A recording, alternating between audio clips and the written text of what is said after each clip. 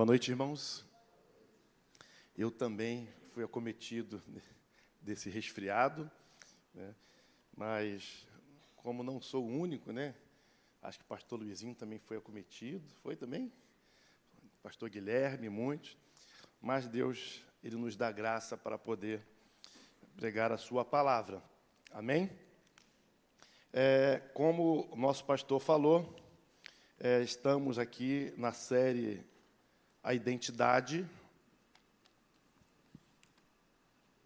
da Família.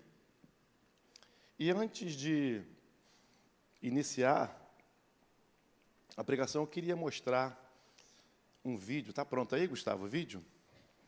Se não estiver bem legível, eu não sou um bom narrador, não, nem locutor, mas a gente vai tentar ajudar ali na interpretação. Mas tentem entender esse vídeo. If you could have dinner with any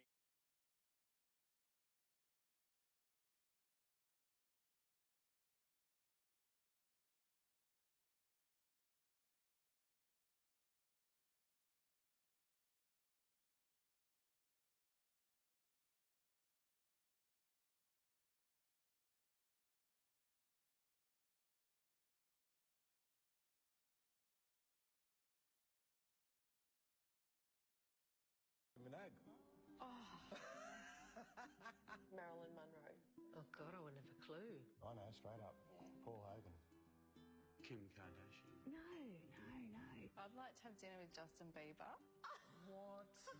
He's not coming to my So, house. I'd have Bob Hawke. Dave Hughes. Barry Hall.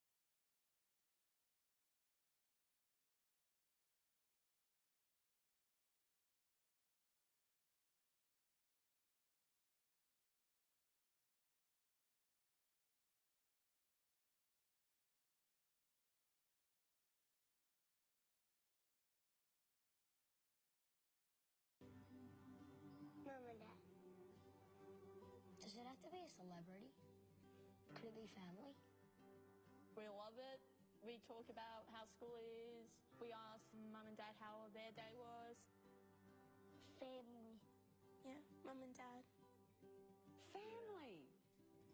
Who would you like to have dinner with? They just want to be with us while they're eating food, which is pretty cool. They see us above everything. I'm going to get... Yeah. Yeah. Bit of a message in it for me. Yeah.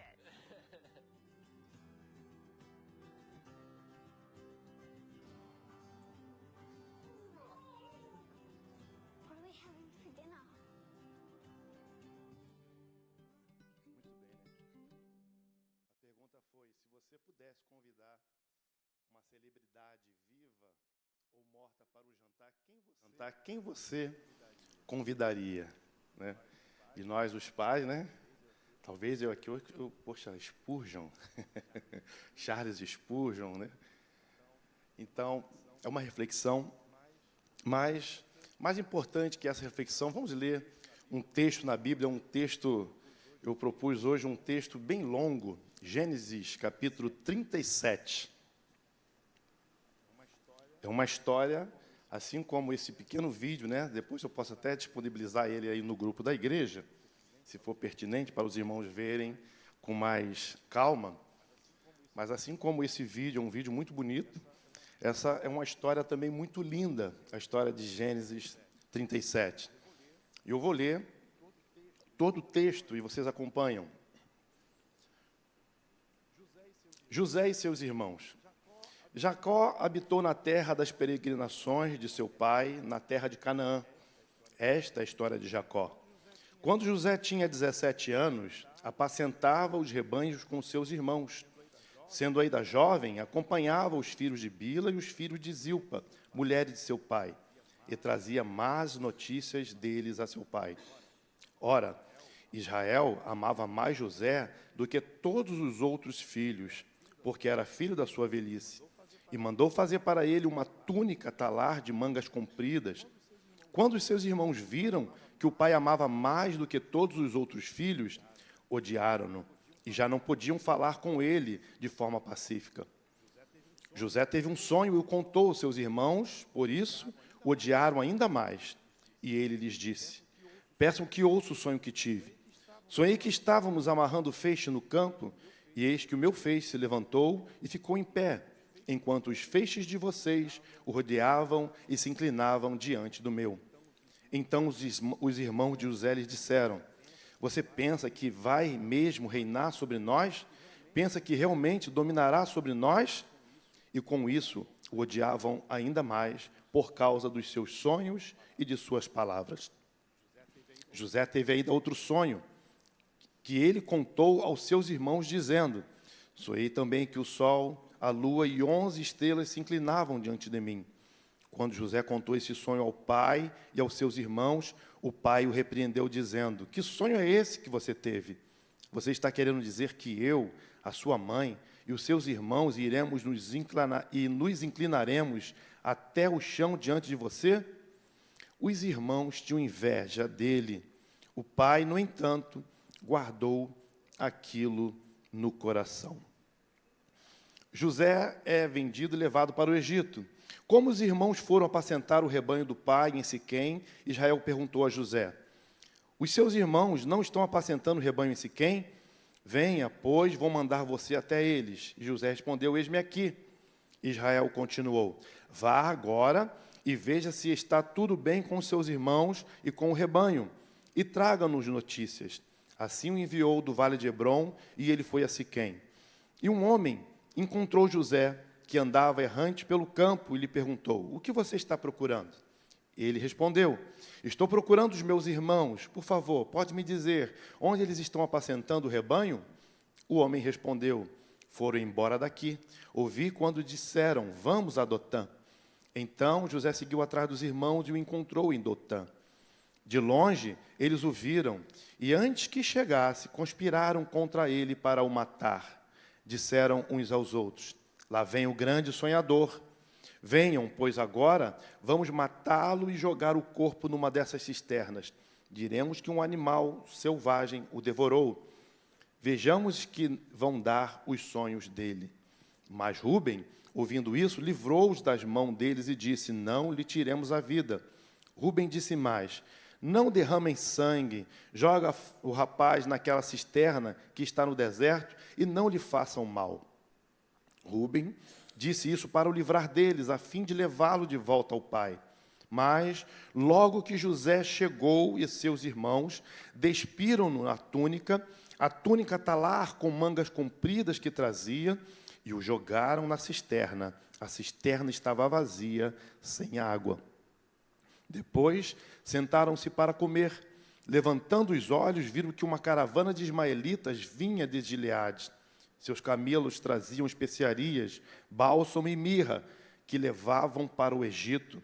Então Judá disse aos seus irmãos: o que vamos ganhar se matarmos o nosso irmão e depois escondermos a sua morte? Venham, vamos vendê-los aos ismaelitas. Não lhe façamos mal, porque é nosso irmão, é do nosso sangue. Seus irmãos concordaram.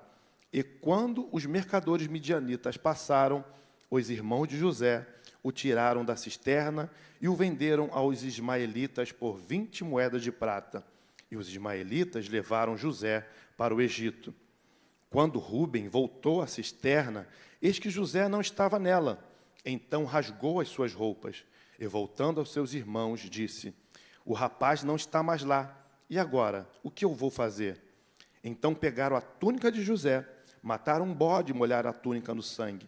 E enviaram a túnica de mangas compridas ao pai com este recado: achamos isso.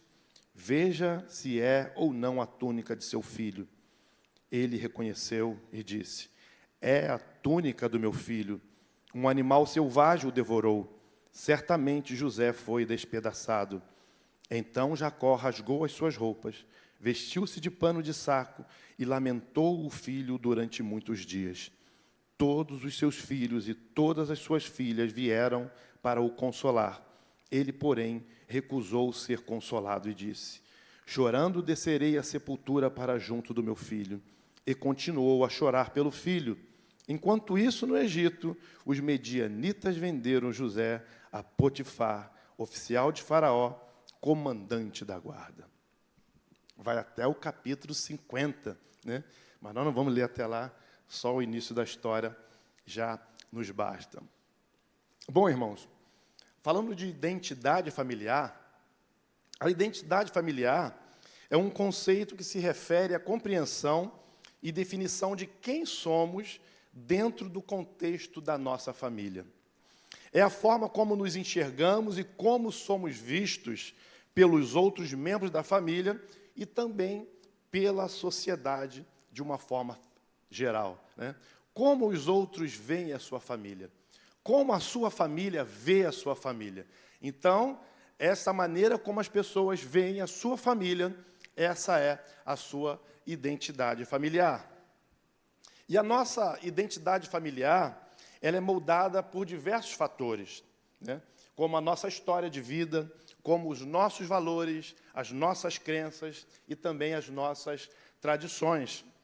E, por isso, saber reconhecer a identidade bíblica de família, como Deus instituiu a família, transmitir intencionalidade essa identidade e vigiar contra os ataques é fundamental para desenvolvermos famílias sólidas e fortes em um tempo fluido e fragilizado como temos vivido hoje. Precisamos urgentemente, como família de Deus, imprimir as marcas de Cristo através das nossas famílias. Queridos, é chovendo molhado dizer que nunca enfrentamos tanta enfermidade emocional como nós estamos enfrentando hoje. Não se fala de outra coisa. Porém, a raiz de boa parte dessa situação está na desestruturação familiar. A maioria desses sintomas, das causas, parte de dentro da família. Geralmente começa com as causas relacionais entre um membro da mesma família, né?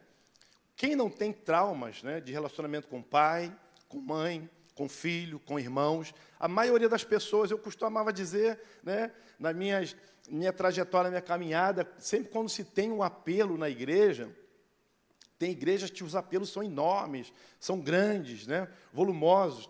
Se você fosse entrevistar cada uma daquelas pessoas que vão à frente por alguma situação que está ali clamando a Deus e merece e carece de oração, a maioria delas vai falar de uma questão familiar.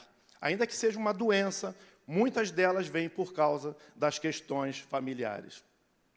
E é importante sabermos que Deus não planejou assim. Deus não planejou isso. Deus ele nos dá a condição de termos famílias sadias e estruturadas. Porém, Deus também, vendo toda essa situação, Deus pode curar esses males da família. Deus pode trazer cura. Deus ele é poderoso para fazer isso. Deus ele pode introduzir na sua família as suas marcas e colocar você como a identidade dele, né? É muito lindo falar família benditas no Senhor. Irmãos, e por que esse mal tem ocorrido? Esse mal passa a ocorrer desde o momento em que o ser humano decidiu abandonar a identidade de família estabelecida por Deus para inventar as suas próprias construções familiares, para viver e conduzir as suas famílias conforme suas próprias convicções, ao seu modo de agir. Essa decisão sempre gerou morte, pois, quando não atentamos para os princípios de Deus, esses princípios que geram vida, certamente o resultado é muito ruim. É muito ruim. Lá na repetição da lei, no livro de Deuteronômio, Moisés falando ao povo, repetindo a lei do Senhor, lá no capítulo 28, eu vou citar somente o primeiro versículo e o 15º versículo, diz o seguinte: se vocês ouvirem atentamente a voz do Senhor, seu Deus, tendo o cuidado de guardar todos os seus mandamentos que hoje lhe ordeno, o Senhor, teu Deus, exaltará vocês sobre todas as nações da terra. O segundo lado da moeda é o versículo 15, que diz: porém, se não derem ouvidos à voz do Senhor, seu Deus, deixando de cumprir todos os seus mandamentos e os seus estatutos que hoje lhes ordeno, então virão sobre vocês e os alcançarão todas essas maldições. E ali são listadas maldições para os pais e o povo de Israel. Muito bem, irmãos. Na história que lemos hoje, é uma história linda, nós aprendemos, né? Desde lá da classe da EBD como criança, a história de Jacó, depois José, enfim. José, ele era o filho predileto de Jacó. E também ele era conhecido como o sonhador. Vou fazer aqui só uma síntese para poder entrar na mensagem. Ele tem sonhos, e o que ele faz? Conta aos seus irmãos. Porque ele tinha os seus irmãos como os seus amigos. Né? Hoje em dia, tem pessoas que preferem contar para os outros do que contar para os seus próprios irmãos ou para os seus pais. Né? Mas ali José, ele conta seus sonhos, ele conta suas intimidades para os seus próprios irmãos. E também conta para o seu pai. Só que o problema desses sonhos de José é que ele se tornaria, no futuro, superior a todos eles. E todos eles teriam que se curvar diante de José, e isso lhes não era agradável. Né? Ninguém quer ser submisso ao outro. Ninguém quer se submeter ao outro. Todo mundo, né? Hoje existe uma questão no mundo evangélico, né? Não, você foi chamado para ser cauda, para ser cabeça. Ninguém quer ser o auxiliar. Todo mundo quer estar no topo, na crista da onda. Então, aqui José, ele conta seus sonhos aos seus irmãos e ao seu pai, e ali, isso não agradou a eles. Isso não agradou a eles. E ali, essa história vai se desenrolando, tá? E os irmãos tramam agora matar José, como lemos no texto, mas acabam o vendendo como escravo por causa da misericórdia do seu irmão mais velho, Rúben. Né? Ele se compadeceu, viu que os irmãos tramavam e tentou ali dar um jeito para que os irmãos dele não o matassem. E ali ele é vendido agora como escravo para aquela caravana que segue para o Egito. E ele vai parar logo na casa de Potifar. E na casa de Potifar, agora pela sua beleza, pelo seu poder, vamos dizer assim, pela sua estatura, né, pela posição que ele exercia, a mulher de Potifar começa a sediar José. E ali ele sofre aquela tentação, e em nome do Senhor ele rejeita aquela tentação. Enfim, José mantém ali o seu padrão que ele aprendeu dos seus pais, o padrão do temor do Senhor. Então José agora foge, depois ele é preso, e na cadeia ele se destaca e começa a interpretar sonhos dentro daquela cadeia. E José começa a ser bem visto, e viam que Deus era com ele nas coisas que ele fazia. Então, dentro da cadeia, agora ele é chamado para interpretar os sonhos de Faraó. E aí, algo começa a mudar na vida de José. Né? Faraó o coloca agora como governador do Egito, e ali ele se sobressai. Né? Como rejeitado pelos irmãos, o sonhador, como quase morto, que tentaram matar ele, vendido como escravo, agora ele está lá no Egito, e Faraó o coloca como governador, o administrador dali. E ele sobressai muito, irmãos. Quando ele interpreta o sonho de Faraó, Deus também dá uma estratégia para que ele venha passar por aqueles 7 anos de escassez.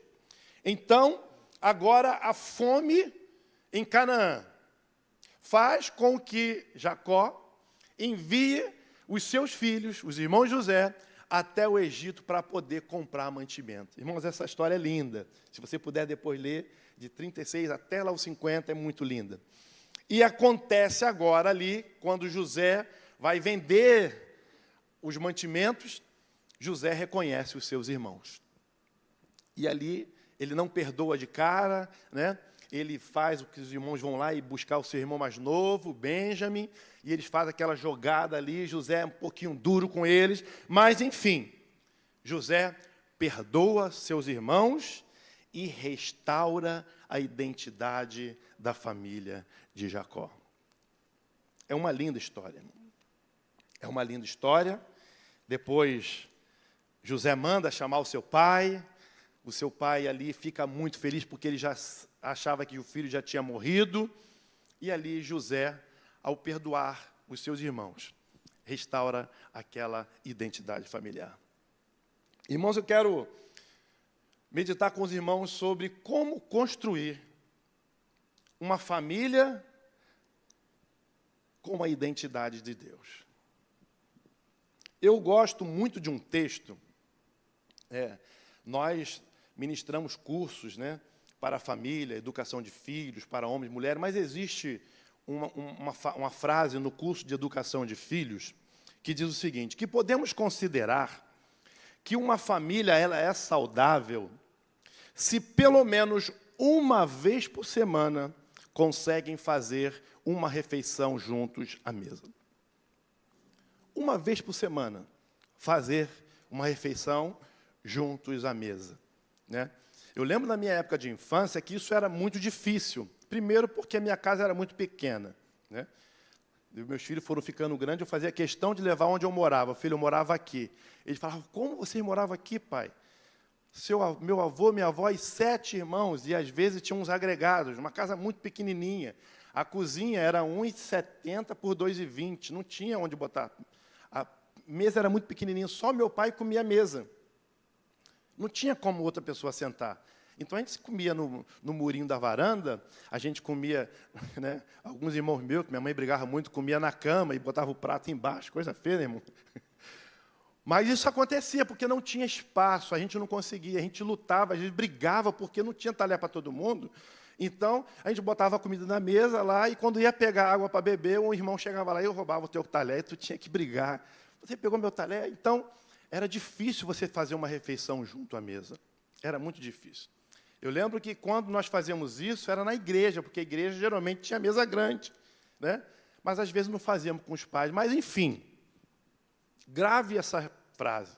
Uma família, ela pode ser considerada saudável se pelo menos uma vez por semana fazer uma refeição à mesa. Quando eu digo fazer refeição, irmão, eu não digo botar o café, passar pão na manteiga, sentar, morder e sair, não.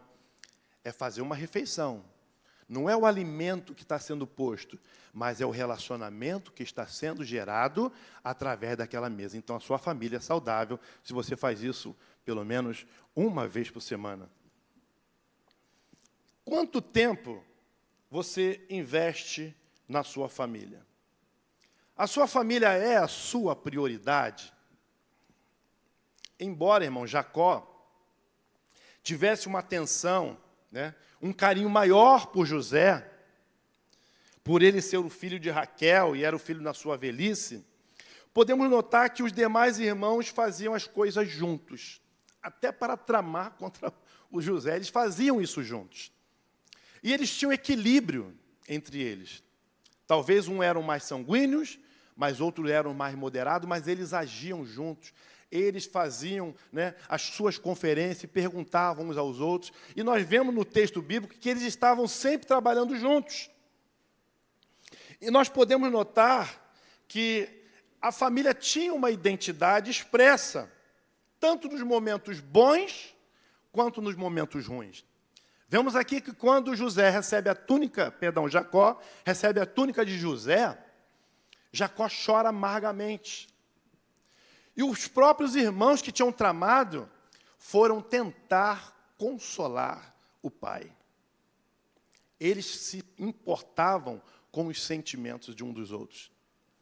Então, essa família, ela tinha uma identidade. Só que, o que acontece agora? Em primeiro lugar, o pecado, ele destrói a identidade familiar. Nos versículos 3 e 4 diz o seguinte: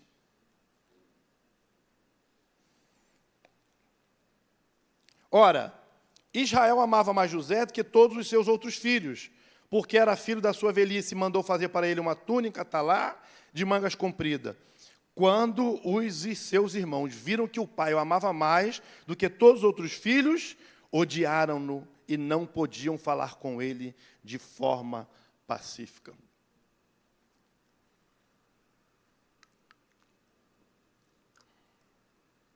a inveja dos irmãos gerou ódio no coração.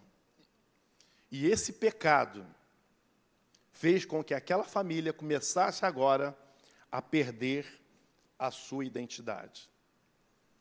E um dos sintomas que faz com que as nossas famílias hoje percam a nossa identidade em Cristo é a falta de perdão. O ódio, a ira, são reações que às vezes você não consegue se conter. Embora a Bíblia fala, irai-vos, mas não pequeis. Mas se há o pecado, se há uma ofensa entre os membros da família, tem que também haver o perdão. Então hoje, irmãos, o pecado quando entra na família através da falta de perdão, através da falta de compreensão, um não quer compreender o outro, através da inimizade, através da indiferença. Nós vemos aqui que os filhos de Jacó se mostraram solidários aos seus pais. Nós, pai, temos que nos preocupar com os sentimentos dos nossos filhos. Sim. Os filhos também precisam se preocupar com os sentimentos de seus pais. Quando os filhos nascem, irmãos, tudo é voltado para ele. E ele nasce, com um senso de prioridade total e irrestrita, Quando uma criança nasce, ela abre os olhos e fala, quem vai cuidar de mim? Quem vai me alimentar? E ela vai crescendo, se não for trocar esse senso, quando se torna jovem, também só olha para dentro de si, para as suas necessidades. E muitos filhos, vamos voltar agora para os filhos, geralmente a gente fala de pai para filho, mas vamos falar de filho para pai, esquecem que seus pais também têm necessidades. Quem já viu um pai chegando em casa chorando, irmão? Foi ruim. Já viram? Já viu uma mãe chegando em casa chorando? Os filhos? Muito difícil. Agora, filho chorando, irmão, toda hora. Acontece uma coisa de ruim na rua, vem chorando. Hoje, acontece qualquer tipo de perda, vem chorando. Chora, e chora, e chora. E os pais vão lá e consolam. Mas para isso, para os pais fazerem, é difícil. Irmãos, eu nunca vi o meu pai chorando. Nunca vi. Mas um dia que ele pôde abrir o coração, eu falei, pai, por que o senhor nunca contou isso para a gente? Porque os pais sempre querem proteger os filhos. Então eu trago essa palavra aqui agora, nem estava escrita aqui, que nós, os filhos, devemos ter a nossa percepção aguçada para entender também a necessidade de seus pais. Embora estamos aqui sérios, Já viu o Elinho chorando? Nunca vi Elinho chorando. Já viu, irmão, Elinho chorando? Reclamando da vida. Mas nós, como pais, passamos dificuldades. Embora Jacó não quisesse ser consolado porque a amargura era grande, os filhos entenderam. Eles não foram indiferentes e buscaram compreender o que estava no coração do seu pai e prontamente lá foram o consolar. A indiferença, nesse caso aqui, também é pecado. E esse pecado, ele destrói a identidade familiar. Em segundo lugar, irmãos, a família é identificada pelos papéis de cada membro. Quando você vê a identidade de qualquer sociedade, por exemplo, a igreja, Quando as pessoas veem a igreja, é identificável rapidamente. Tem o pastor que ensina, que exorta, que chama atenção, que cuida. Mas tem o presbítero, que governa, que administra e tal. Mas tem o corpo diaconal, que serve, que mantém a ordem. Tem o ministério de louvor, que louva e tal. É fácil você identificar os papéis de uma sociedade. E na família? Será que está claro os papéis dentro da família? Sabe por que eu falo isso, irmão? Hoje, a omissão, principalmente paterna, na parte do pai, ela tem sido um desastre para a identidade familiar.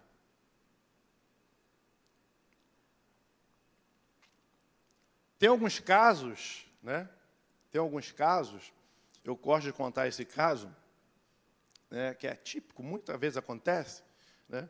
Mas, por exemplo, quando a menina aparece grávida dentro da família, geralmente quem é a culpada? É a mãe.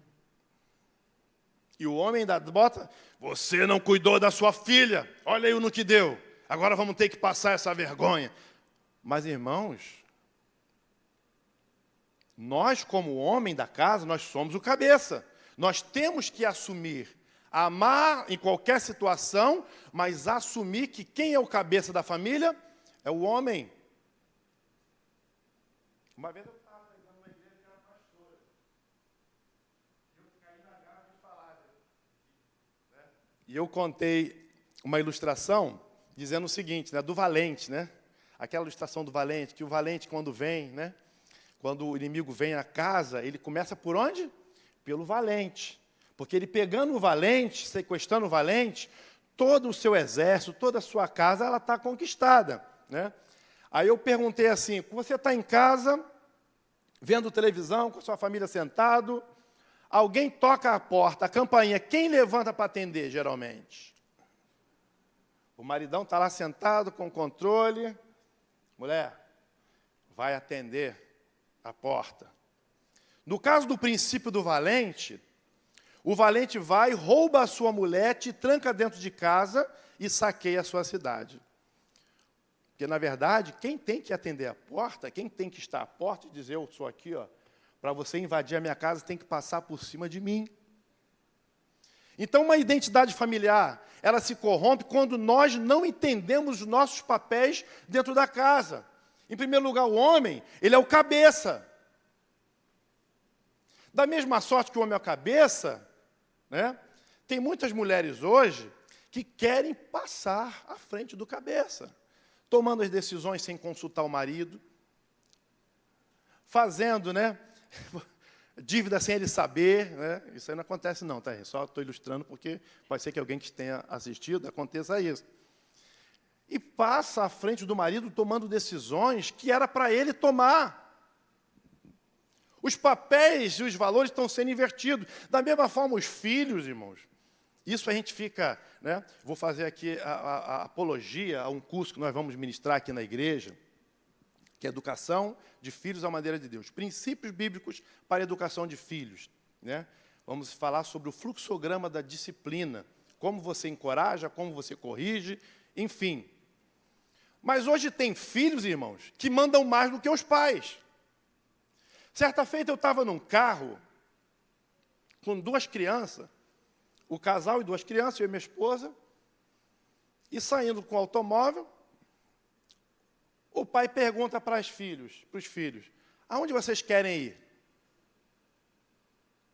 Depois, mais frente, aonde vocês querem comer? Aí eu perguntei, fulano, espera aí, quem manda aqui são os filhos? Mas também há de convir, né? Uma tinha 3 anos e a outra tinha 5. São eles que determinam o que vocês vão fazer.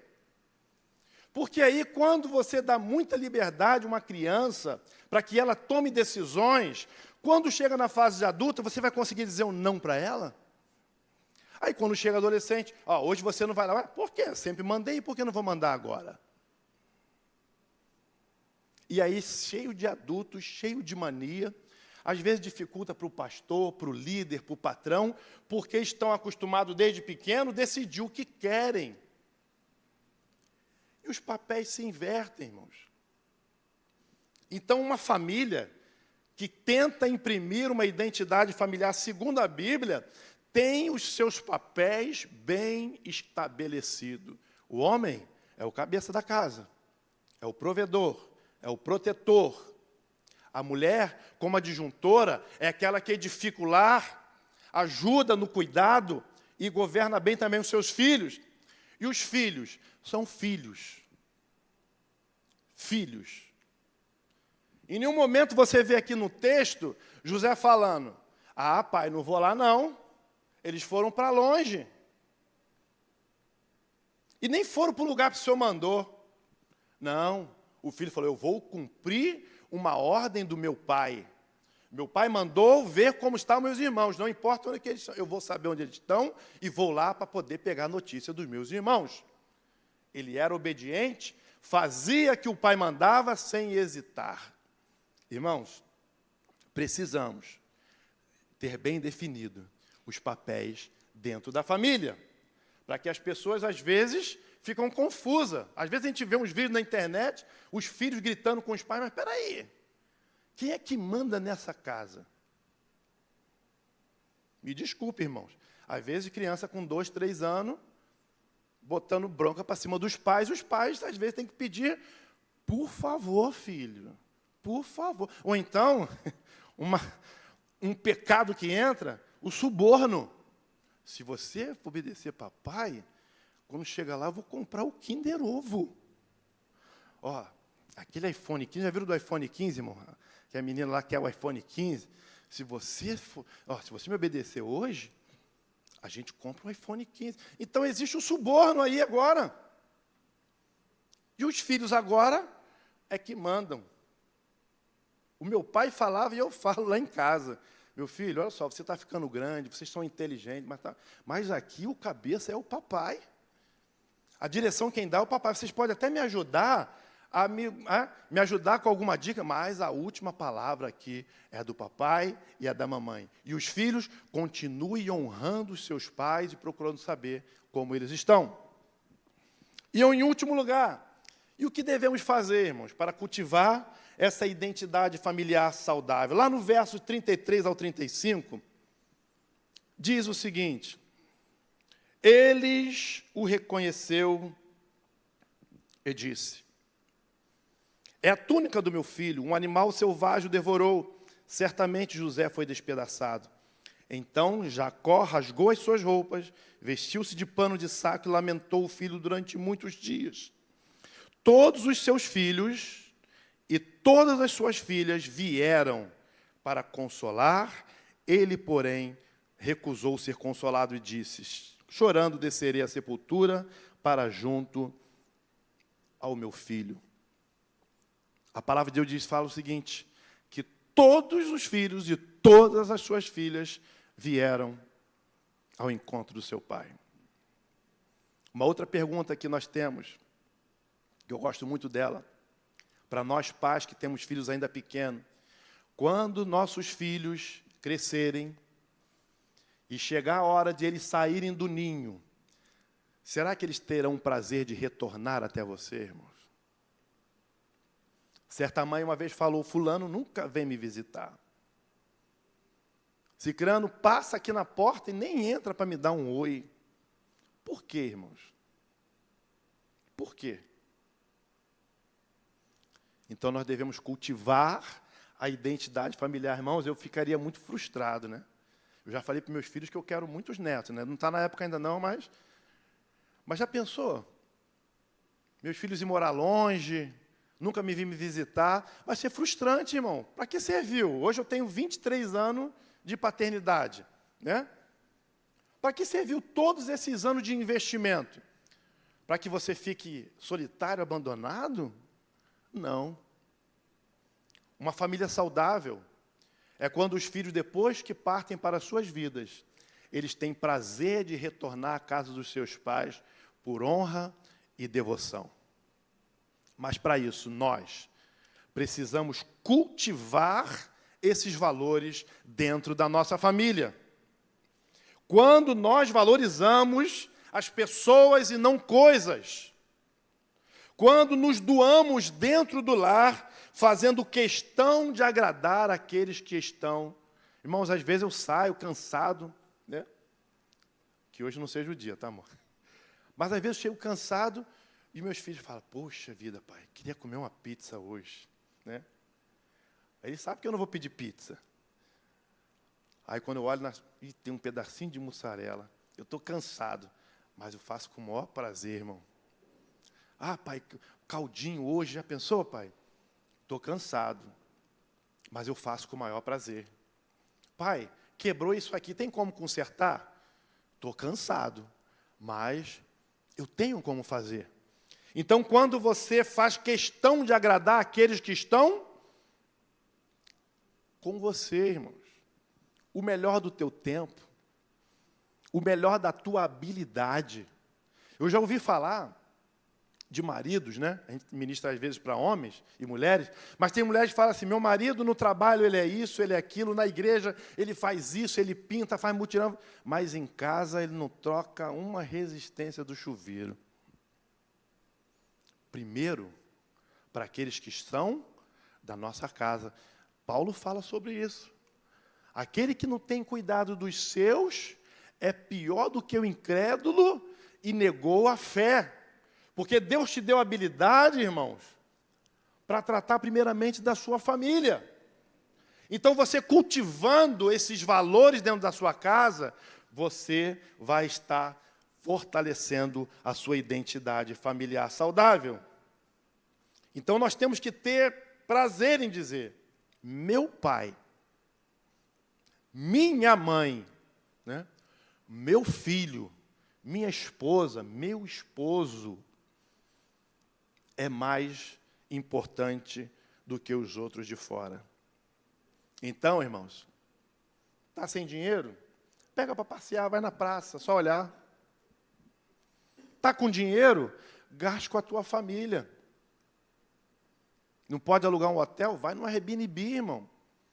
Faça algo diferente com a sua família. A esposa gosta de tirar 1000 fotos, 500 fotos. Tire foto com a esposa. Irmãos, é pela sua família. É pela sua família. Então, cultive isso dentro da sua casa, irmão. Eu creio que Jacó ali, mesmo recusando ser consolado, ele tinha a visão de todos os seus filhos, e não eram poucos. Não eram poucos. E todos ali foram consolar o pai. Então, nós devemos cultivar em nossa família esse senso de pertencimento. Meu filho, meu pai, minha mulher, meu marido, meu irmão. E fazendo isso, nós vamos fortalecer a nossa identidade. Irmãos, concluindo, uma identidade ela não se constrói de um dia para a noite. Demanda tempo e investimento. Tempo e investimento. Na história de José, quando seus irmãos o traíram e o venderam por causa do ódio causado pela inveja que estava em seus corações, a identidade que a família de Jacó tinha era de uma família cheia de problemas. Com o pai, com o coração esfacelado e os irmãos todos desunidos. Mas, no final de tudo, após José perdoar os seus irmãos, o nome de Deus ele foi glorificado. E a nova identidade familiar era de uma família totalmente restaurada. Totalmente restaurada. Eliminando os pecados dentro da nossa casa, sabendo dos papéis que temos que exercer, e investindo e contribuindo para a identidade familiar, irmãos, nós vamos ser chamados família bendita do Senhor. Como está a identidade da sua família hoje, irmãos? Não importa do jeito que está. Deus pode restaurar.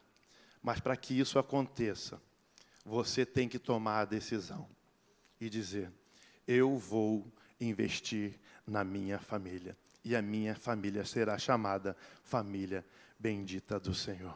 Amém, irmãos?